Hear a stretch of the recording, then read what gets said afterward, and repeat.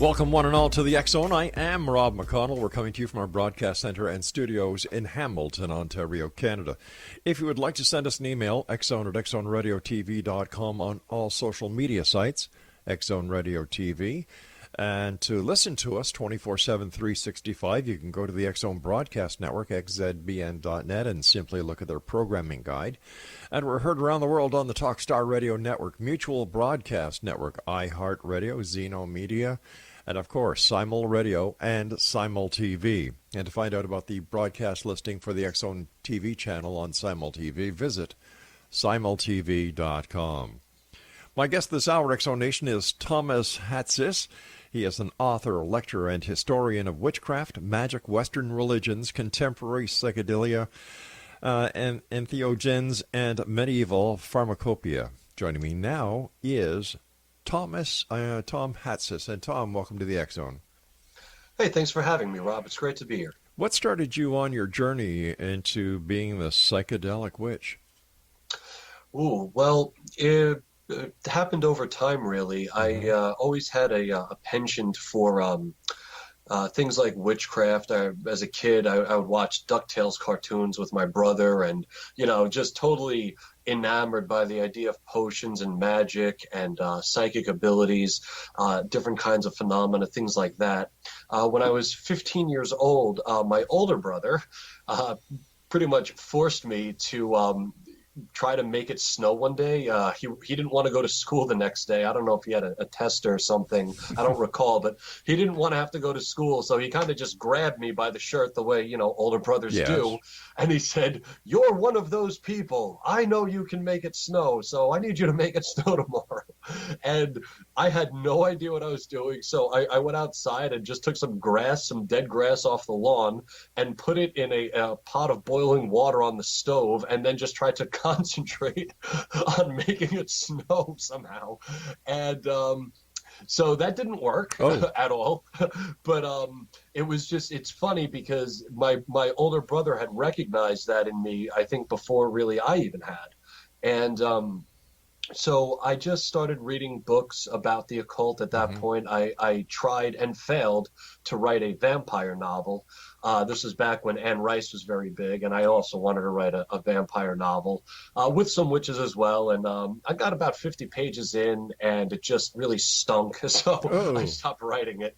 And then around the age of 18, I had my first encounter with psilocybin mushrooms, and my first thought after the experience was just like, "Oh wow, you're not really weird. You've just been a witch your whole life. That's all this is."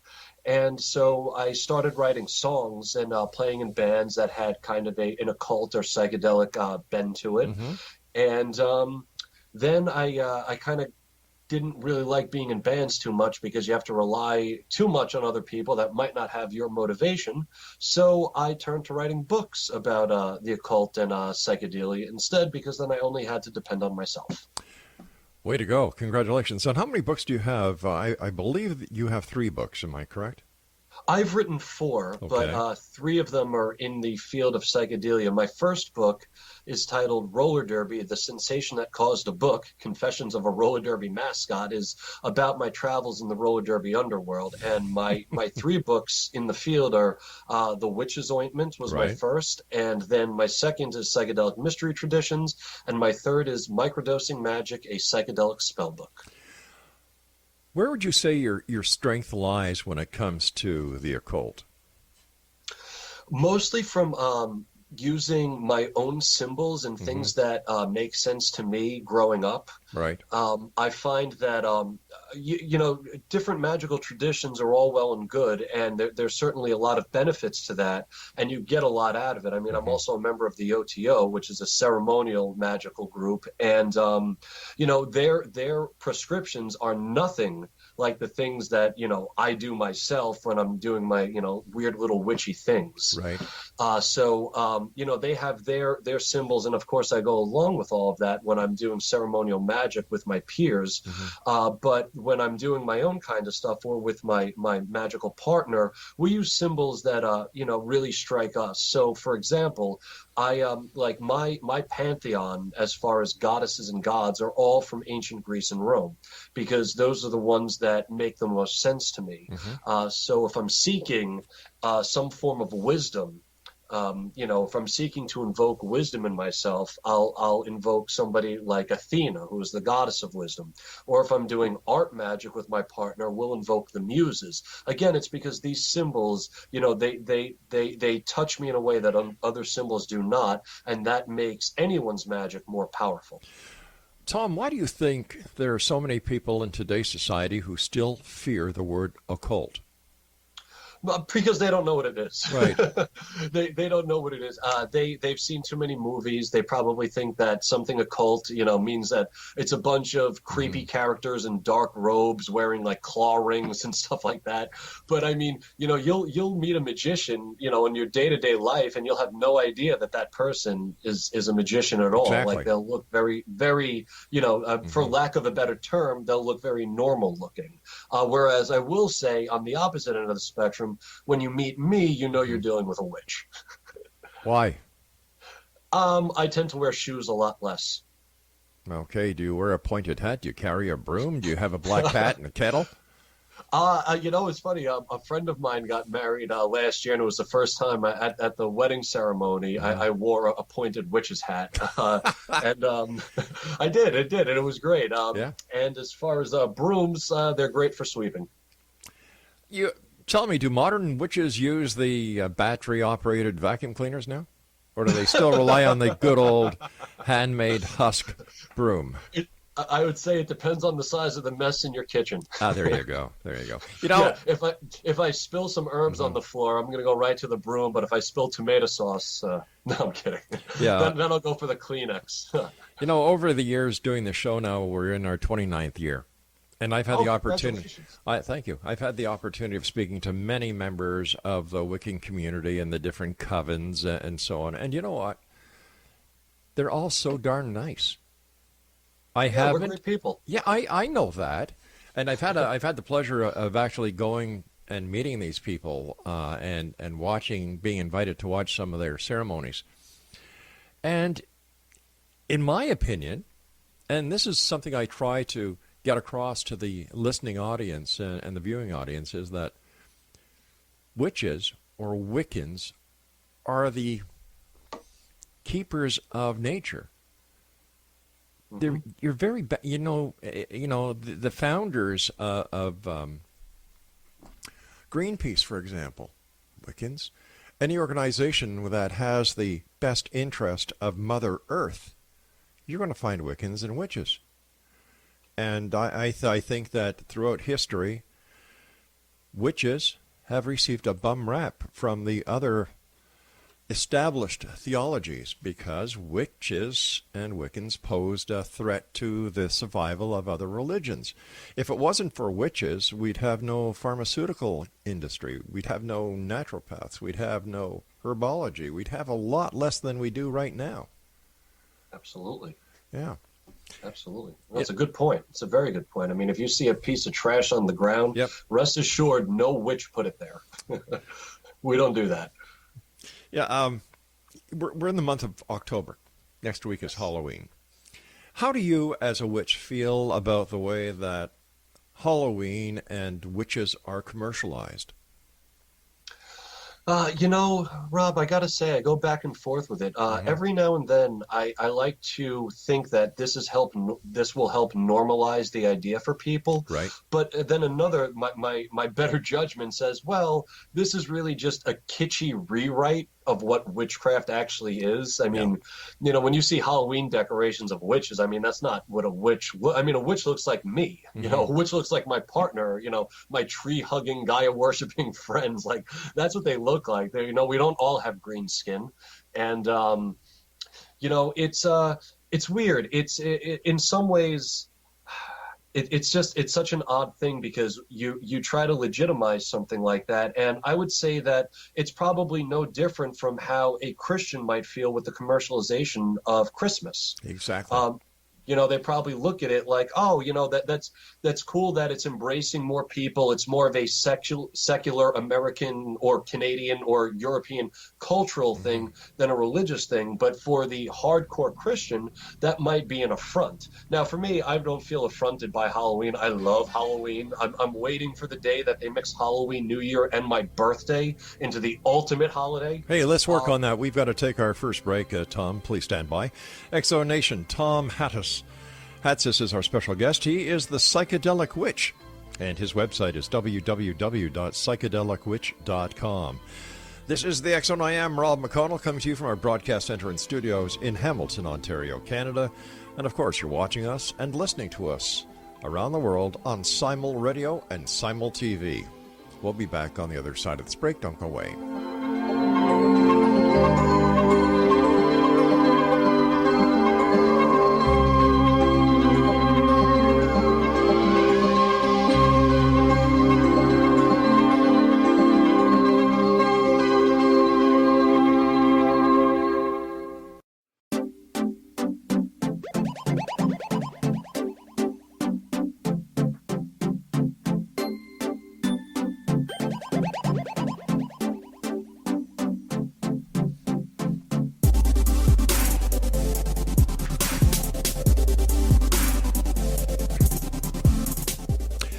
Welcome back, everyone. Tom Hatsis is our special guest. He is the Psychedelic Witch, and his website is psychedelicwitch.com.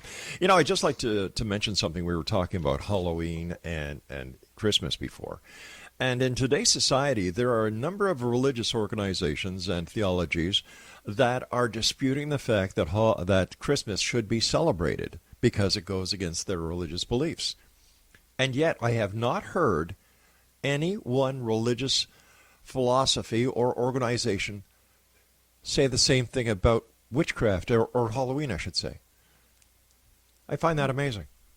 Yeah, that's pretty interesting. Yeah. I think we're more the live and let live crowd. So, True. We try not to get too too worked up over things like that. If people want to celebrate Halloween however they want, who am I to interfere with anybody's will? True, very true. And plus, Christmas is backed by Santa Claus and Jesus, and Halloween is backed by the American and Canadian Dental Association. There you go. Let's talk about your first book, The Witch's Ointment. Tell us about it. So The Witch's Ointment is the first ever in-depth study to show the kinds of entheogenic and psychedelic traditions among medieval wise women, and also show how the Catholic Church demonized those practices as trips to the devil. Oh, gosh. The Witch's Ointment itself was the vehicle that was used to fall into these trances. I mean, they used things other than ointments, but the ointment became the stereotypical way to fall into these trances because it was a way to demonize women more, who were more prone to using these kinds of ointments. So what would be the content of these ointments? So the content, we have a few recipes Okay. from the early modern period. They mostly contain solanaceous plants like mandrake and henbane. You also get some datura and belladonna and also opium sometimes, things that will knock you into a very deep but lucid and very vivid dream state where you actually feel like you are awake within your dream. At least that's the kind of effect something like henbane and mandrake will certainly have on you. So what these women would do is fall into these trances, and they would meet their goddesses, their fertility goddesses in this other world, and the goddesses would teach them the virtue of herbs and stones and how to heal and prophecy, and essentially give good advice and help to their communities. What is the origin of these goddesses? What do we know about their history, from where they came and how they were introduced into society and culture? Wow, that's a great question. I mean, this goes all the way back to prehistory, Rob. These wise women of the Middle Ages were worshiping pagan survivals. If we were in the ancient world, we would call, in Egypt, let's say, we would call her Isis. If Right. we were in Greece, we would call her Demeter. If we were in Sumer, we would call her Inanna. Whereas in medieval times, if you were in Italy, they called her Madame Oriente or Epiphania or Benassosia. If you were in France, she was known as Satia. Or Domina Bundia, the Lady of Good Abundance. In Germany, she was Frau Holt, Frau Helt, or Und Holt, or different all names. So these are all just, it's the same great goddess that was worshipped in the ancient world, just evolved into these highly localized forms of herself. And that's why you get so many different names for her throughout medieval times that the witch's ointment takes place, my book, I should say. Is there any crossover between the European and the earlier times and the North America native Indians or citizens? Could you repeat that? Sure. All right. With the North American natives, prior to the migration of the Europeans who brought their cultures with them, their beliefs, was there any such practice being done by shamans or medicine men within the Native Americans? You know, that's a really great question that I don't have the answer to. I haven't really studied it all, like the indigenous populations and their practices. Right. But I'm definitely going to look into that, though. I hadn't even considered that. So, in your opinion, what is the theological formulation of the stereotypical witch now? So this is going to take a second. The theological formulation of the stereotypical witch has to do with creating an unreal version of these wise women. So the stereotypical witch is usually a woman, although sometimes it's a man, though usually a woman, who flies through the air on an ointment-covered broom, the ointment made out of the flesh and blood of murdered children. And she will fly to a demonic congregation called the Sabbat, where she will learn evil magic known as maleficia, and she will copulate with demons, and she will drink blood and worship the devil. Now, obviously, nobody was ever doing this in history. Right. That is what was just said about these wise women. So that's the theological formulation. And it's mostly derived from fears about what heretics are doing and fears what Renaissance magicians were doing, and mostly fears of the powers of these shamanesses, these local village wise women. So a great way to destroy somebody is to kind of straw man them, or in this case, straw woman them, set up an unrealistic, idea of just how bad these women are to, kind of get their communities to turn against them. And sadly, it was very successful, this campaign from the Catholic Church, very successful. Well, plus it also drove the scared individuals within the community back to the church, thus giving them more and more control. Oh, absolutely. Yeah. And in fact, you're spot on with that. In a lot of the sermons that I translated to write the witch's ointment, I mean, you have one priest, Bernardino of Siena, he literally says, why are you going to the dog-faced old woman of your community? Like, kind of like he was feeling left out here, like, guys, what about me? Yeah. So, that absolutely, you're 100% right about that, Rob. Totally. Why do you think there's been such a resurgence in the interest and in the number of people who want to practice witchcraft in the 21st century? I think that people, are coming to terms with the fact that a spiritual life is part and parcel to a human life. I mean, not for everybody, but it is part of the human experience. And I think that as we get more go further along in the sciences, science and scientific methodology is a great way to get rid of dogma.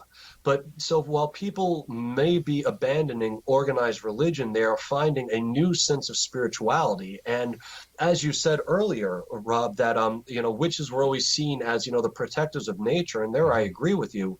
You have people that, are kind of turning to that because the science is showing that it's like we do have this connection to nature. And, a walk through the woods is good for you, and giving a tree a hug is good for you. And you know what? Not just stopping to smell the flowers, but actually speak to them and listen to them is also very good for you. So I think it's just a natural progression of people removing the shackles of dogma, but still wanting that deep spiritual connection. I would imagine, based on what I've seen firsthand, that people are beginning to realize this in every class of society. And they're getting back to nature, and it's wonderful to watch. It's wonderful to see. Yes, absolutely. How long have you been a practicing witch for? So I would say absolutely practicing Hmm. about 20 years of more of the hardcore stuff Hmm. when I really just accepted it and buckled down and said, yes, this is me, about 20 years. But before that time, I did have a kind of vague spirituality about me. I've always been kind of a fertility goddess worshiper. When the day I was born, I mean, I am a worshiper of Gaia. And I will say, I mean, she's been in my heart since day one. There's never been a time in my life that I haven't felt like Gaia's had her hand on my shoulders, guiding me through life. In much the same way, you know, a Christian might feel Hmm. that about Jesus, and I don't have any animosity towards Christians or any animosity towards anybody. Or maybe a Buddhist might feel that way about Buddha. I feel that way about Gaia. So she's just always been there, and I guess it took both my brother kind of forcing me, you know, to start, you know, really practicing the craft, and then also discovering magic mushrooms and seeing, oh wow, this really like never did Gaia's voice echo so loudly in my heart than during that first mushroom experience. No disrespect meant here, Tom, but how do you know if you're taking a psychedelic that what you're hearing is real and not a figment of your imagination? That's an excellent question, and there's no disrespect taken, because that's, you know, I would think that myself, you Okay. know, if I hadn't had that experience. Hmm. The truth of the matter is, and it's difficult to put it in words, but you can actually tell. You can tell that it's someone and not you. And I would also say that that voice will sometimes tell you things that are rather unpleasant about yourself. And if I were kind of making it all up, Hmm. you know, I would be saying, oh, wow, I'm such a great guy and everybody loves me and I can do no wrong, right? I would be very self-congratulating. But the truth is, you know, when I need a talking to from Mother Gaia, I mean, she tells me the things that I don't want to hear, but that I really do need to hear. So, you know, if I were making it all up, I'd be a lot nicer to myself about it. And I would probably tell myself much nicer things than, you know, when Gaia says, hey, you know, you're kind of falling off here, or, you know, you need to be a little bit kinder. You know, if it were my ego, it would just Hmm. be like, oh yeah, everything's hunky dory. Wow. Isn't that the truth? Tom, stand by. You and I have to take our news break at the bottom of the hour. And Exo Nation, our guest of this hour is Tom Hatsis. His website is www.psychedelicwitch.com. And Tom and I will be coming back to further talk about witchcraft, his three books. And what I'm going to ask Tom when we come back is, if one of you out there listening tonight believes or thinks they might be a witch at heart, how can they be sure? This is the X Zone. I am Rob McConnell, a place where people dare to believe and dare to be heard, Monday through Friday from 10 p.m. Eastern until 2 a.m. Eastern, right here from our broadcast center and studios in Hamilton, Ontario, Canada. Don't go away.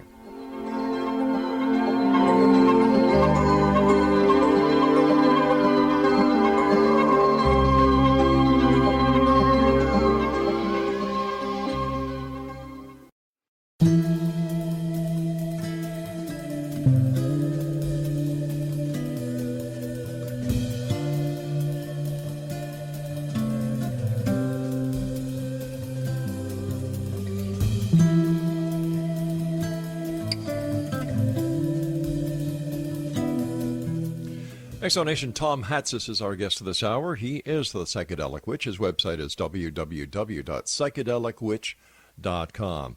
So, Tom, how can somebody listening tonight know whether or not they, like you, are a witch at heart?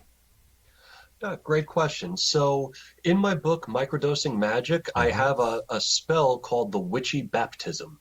And I would say that if you were up for trying this spell, you definitely are a witch. So if it appeals to you, and I'll just explain what it is real quick. If it appeals to you, if you hear it, you're like, oh, wow, I want to go do that. Mm-hmm. Chances are you're a witch. If you hear it and you're like, that is not something I'd ever want to do, you probably aren't a witch.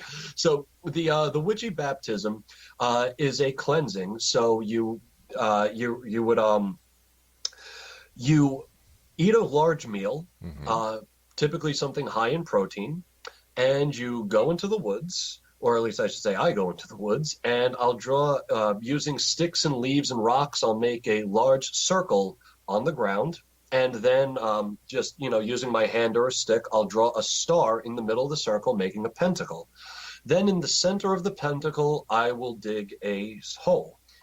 I will then take all of my clothes off, everything, socks and shoes included, and I will roll around on the ground, getting the dirt and the leaves and everything all over me. And then I will squat over that hole, smoke a joint, and defecate. Then I will go into a river and wash myself off. That is the witchy baptism. So if you just said gross, you are not a witch. If you just said, yeah, I'm going to do that, you're probably a witch. I guess up here in Canada, there's going to be a lot of witches because marijuana is legal here in Canada now as of the October the 17th. So there you go. Yeah. I heard. Yeah. What is the significance of defecating in the circle, in the hole? So what it is you are making art with the smelliest, stinkiest part of yourself. You're taking your waste. You're taking the thing that all of us get rid of and all of us reject, that part of us that we all reject, and you're turning it into something beautiful and magical. So you, instead of becoming a Picasso, you're becoming a crap asshole. Yeah. Sure. If you want to think of it that way, definitely. You were saying that prior to smoking the joint and squatting and defecating, you roll in on the ground and you get yourself covered with leaves and grass and so on. Now, do you do that within the circle? Yeah, within the circle, exactly. So am I correct in understanding that the formation of the circle is something like a protection for you? Yes, exactly. I was speaking before about the power of symbols that speak to you, and pentacles have always spoken to me as a very powerful symbol of sacred geometry.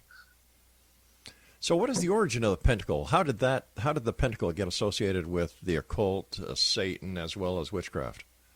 Well, that goes back to Pythagoras, and it's Pythagorean geometry, really. How it eventually got associated with witches and witchcraft, I honestly don't know that, and that's a really great question. I'm not sure of when that transition actually took place.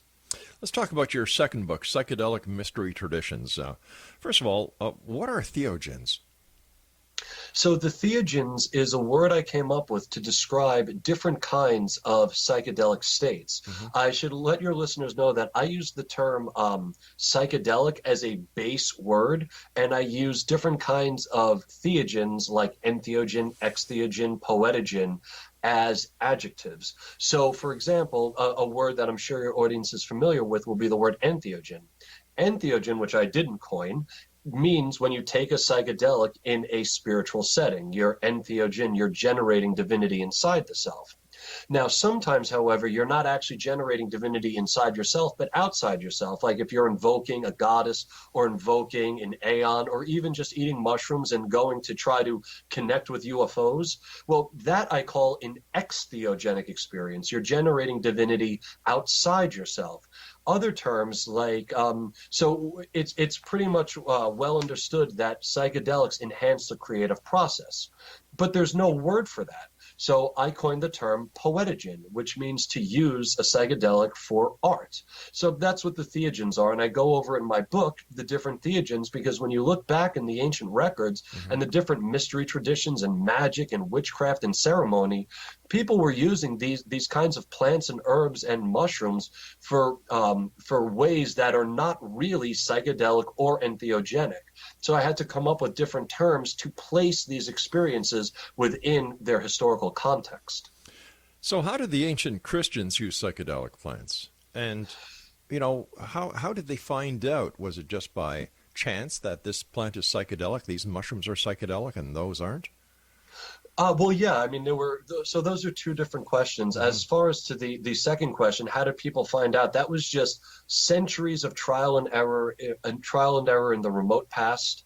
that many probably got sick or unfortunately passed away, during that long, arduous, human experiment of determining these plants. Now, as far as Christians discovering them, well, most Christians were just pagans converting to Christianity. So in my book, Psychedelic Mystery Traditions, I show how, especially with Paul of Tarsus, how his invention of the Eucharist at the Last Supper is actually what gave pagans the green light to bring their psychedelic brews and their own Eucharist, their for lack of a better word, pagan Eucharist, into their new religion. You also had Christians and pagans often intermarried. In fact, it was one of the things that really the church fathers complained about. So you have this mingling there of different people, and with that, you're going to get different plants and different herbs and different recipes. Now, as far as how Christians actually used psychedelics in the ancient and medieval worlds, I found three, broadly speaking, categories of how they used them. The first is a somnotheogenic way, which is another theogen. Somnotheogen means generating divinity in the dream world. Right. And you would have, oh, excuse me? I said right. Okay, sorry. And you would have Christians that were finding holy orders to be a little too strict, like they couldn't give up the vices of drinking and going to the pubs and talking to women. So the church fathers said, well, what you need to do is take a strong drink of opium or a strong drink of mandrake and knock yourself into oblivion in Christ. That's what they called it. So you would take this mandrake drink, and again, it causes very vivid and lucid dream states, and you would meet Jesus in the dream realm. So that was one way Christians used these extraordinary plants. Another way they did it was with just celebrations. The same way people today, somebody at a New Year's party who maybe doesn't often smoke cannabis will be like, oh, it's New Year's, I'm with my friends, I'll hit that joint.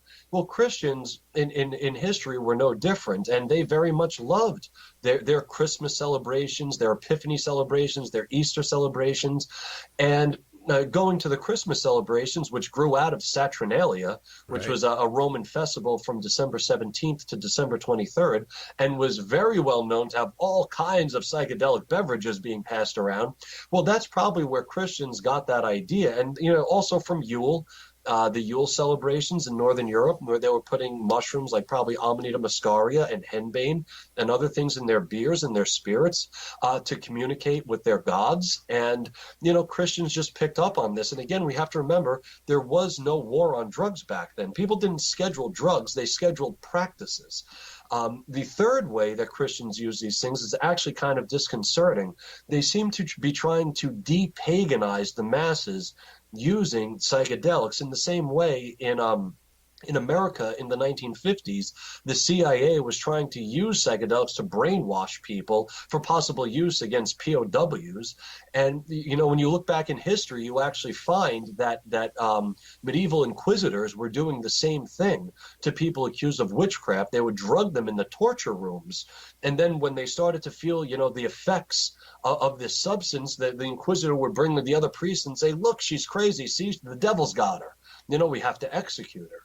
So that would be, I would say, the three ways in history that Christians use these, and probably many more. It's just the records are very fragmented and scanty, so we have to just pull from them what we can. But again, they did not schedule drugs yet. Yeah. So these Christians wrote openly about their drug use. Theodoric, who was the bishop of Syria in the 5th century, wrote openly that he loved to smoke opium. Smoke opium and read from the Gospels to find the deeper meanings. Well, we know that many of the rock stars that we have today, or especially in the 60s, used psychedelic drugs all the time. In fact, Paul McCartney, Got to Get You Into My Life, is all about his lust for cannabis. Yeah, exactly. And I mean, Sgt. Pepper is pretty much a love letter to the psychedelic state. Exactly. Mind you, when you look at life and the relationships that all our societies and cultures have, you look at Christmas. Christmas, as you pointed out, was a derivative of the pagan holidays. The Yule log, the tree in the house, eggnog, and the list goes on. Yeah, it's a wonder we can't get along in this great big world of ours with all the intermingling that we've had throughout the ages. Yeah, it would be nice if people realize that we have far more in Yeah. common than we have differences. Isn't that the truth? Tom, stand by. We've got to take our final break. And Exonation, if you'd like to find out more about my guest this hour, Tom Hatsis, the Psychedelic Witch, his website is www.psychedelicwitch.com. And his 3 books are The Witch's Ointment, Psychedelic Mystery Traditions, and Microdosing Magic. And we'll be talking about a couple more of his books when we return on the other side of this break as we wrap up this hour here in the X Zone with yours truly, Rob McConnell, from our broadcast center and studios in Hamilton, Ontario, Canada.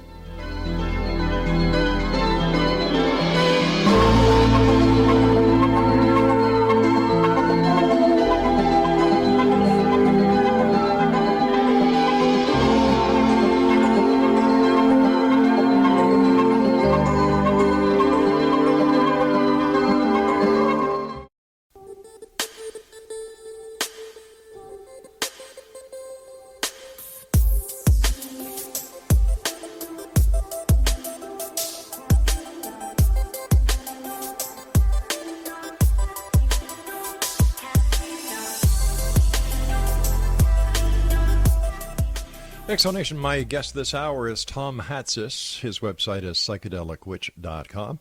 First of all, Tom, I want to thank you so much for coming on the show. It's been a great hour with you. Thank you very much for sharing this wealth of information that I would imagine very few people listening today had ever heard of. But I do suggest that they go to your website and definitely buy your books.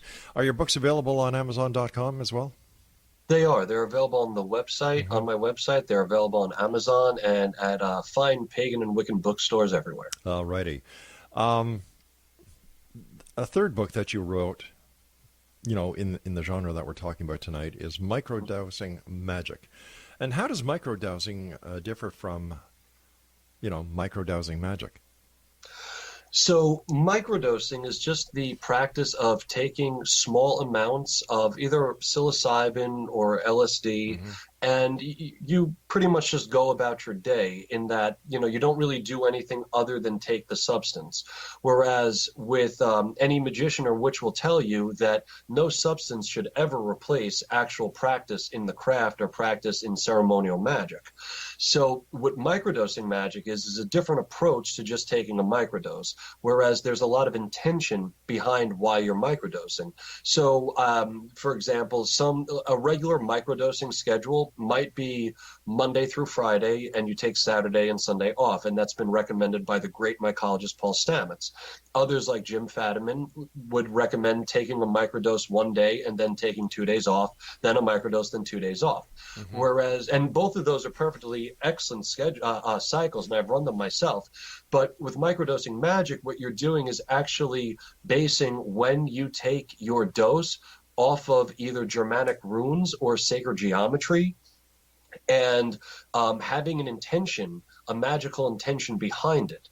So one of the my favorite ones to cycles to run is, again, going back to the pentacle cycle, and you could make one of these on graph paper, and in my book I have instructions how to make one of these, and you just dot out on a graph paper, the points of a star or a moon or some symbol that really strikes a chord with you, and then you take the dose on those days. You also don't just take the dose, but when I take my microdose, I first I take the dose, then I meditate for a half hour, and then I switch to visualization for the second half hour. So for me, taking a microdose is actually an hour-long process. So I would say that that's a major difference. And in my book, anybody that's interested in pick it up, they'll see very quickly that there's a big difference in the amount of positive results that you'll see with microdosing magic rather than just microdosing. Well, what are some of the side effects or dangers of microdosing? Sure. So if you have any kind of heart issues, you probably shouldn't microdose. If you're taking SSRIs, don't microdose. You could develop or experience, I should say, what's known as serotonin syndrome, which, while not lethal, is just unbelievably unpleasant. And if you have a family history of mental illness, you probably shouldn't be fooling around with any of these things. So, but if you're a healthy person, sound in mind and body, A microdose is not going to really harm you in any way. So how does one build a psychedelically magical mind? Because I'm sure that's what a lot of people would like to do when they get into microdosing. Great. So going back to, I was talking about my process of how I take the dose and Yeah. I'll meditate and visualize. That would be the best way, at least for me, to build that psychedelically magical mind. Because what happens is when you first meditate for that half hour and quiet your mind, the reason you're doing it in a half hour interval is that, so I always microdose with mushrooms because meditation, like mushrooms, take about a half hour for you to feel the effects. Like any experienced meditator will tell you that, the time it takes to really quiet your mind and get into a really deep meditative state is about a half hour. Now, since Gaia loves us so much and wants what's best for us, mushrooms also start to have some effect in the body after a half hour. So once I start feeling a little bit of the effects of the dose, I switch to visualization, because what this does is it's like adding extra weights to a barbell. Visualization by itself is very difficult. Visualization, when your creative juices and your cellular network are firing, is a lot more difficult. And I found that the more I was able to hold these visualizations, the more I was seeing the results of my spell work in my life. I should say that all psychedelic witchcraft and all psychedelic magic has to do with casting spells on yourself only, not on anybody else, because that would interfere with their will. So the reason I know that this is working actually is that you and I are talking right now, Rob. I put it out into the universe and I did my magic to get more interviews for these books, and here we are. Wow. Is there a certain age limit when we look at microdosing? A lot of kids listen to this show and a lot of teens. Oh. What should they, what is your words of wisdom when it comes to kids and the taking of microdosing as well as any psychedelic drug? I would say first and foremost, wait. Yeah. If you're a teenager, wait. Let your mind develop. And it's only if you're in your late teens, your brain stops developing around the age 20, 21. Mm-hmm. And so I would strongly encourage you to wait till then. Because your brain is the most important tool you have, and you don't want to be messing with it before it's fully developed. I mean, in the same way, I mean, if you were cooking a pie, halfway through it, you can't now throw new ingredients into that, or you're going to ruin the pie. That's right. When the pie is done, then you could put some whipped cream on top, some cherries, and it's going to be a great pie. But if you put the whipped cream and cherries on top while it's still in the oven, you're going to ruin it. So I would say wait a little bit. Know what you're doing. Don't ever put anything in your body if you're not sure. Start off very, very small. And on my website, there is a contact form. If you have any questions at all, please do not hesitate to reach out. I'm happy to answer any questions specifically with regards to safety, because if we're really serious about using these tools of human enlightenment, we have to make sure that everybody stays safe. Do you think that the use of psychedelics as well as the dosing is becoming more acceptable by society, and do you think there'll become a time when it too, like cannabis is up here in Canada, is legal? Yeah, absolutely. In fact, also up in Canada, you guys just went into, or might have just gotten out of, I should say, phase 2 testing for MDMA therapy. Yes. For PTSD and depression. Yeah. Here in the States, the FDA, which is our governing substance body Right. here, the Food and Drug Administration, they just accepted and are now running tests with psilocybin mushrooms to treat PTSD and depression. The truth of the matter is the science is all on our side, and all of the propaganda of yesteryear, I mean, it's all coming to light how much we've been lied to, especially during the Nixon administration, about all these things. So the good guys are winning, and we should celebrate that, but we should also make sure that we stay very careful and diligent and not do anything foolish or silly with these medicines while we're on the cusp of a greater acceptance of them.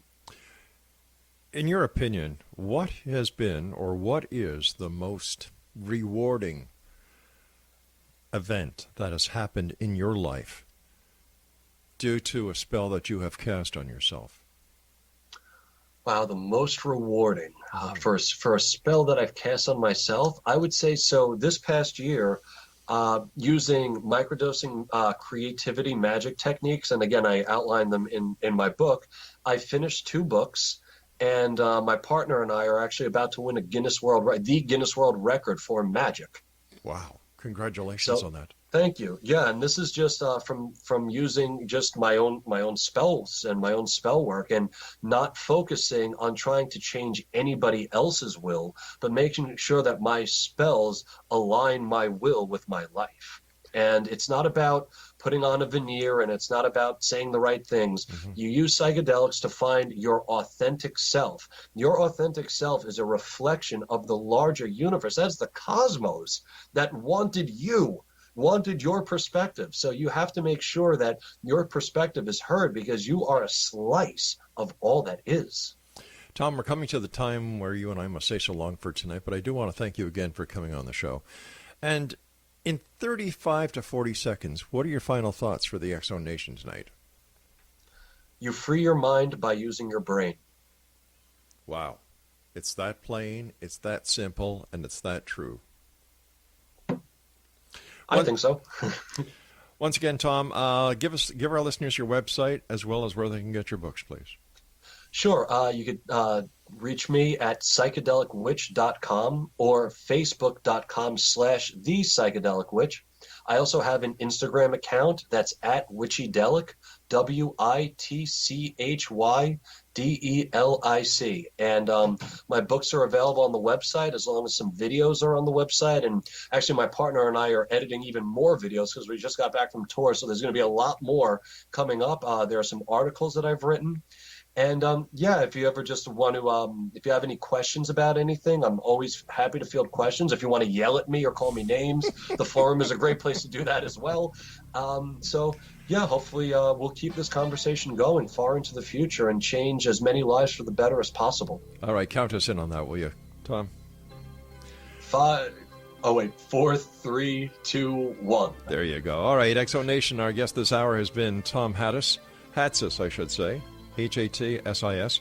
His website is psychedelicwitch.com, and we'll be back on the other side of this break as we continue here in the X Zone from our broadcast center and studios in Hamilton, Ontario, Canada.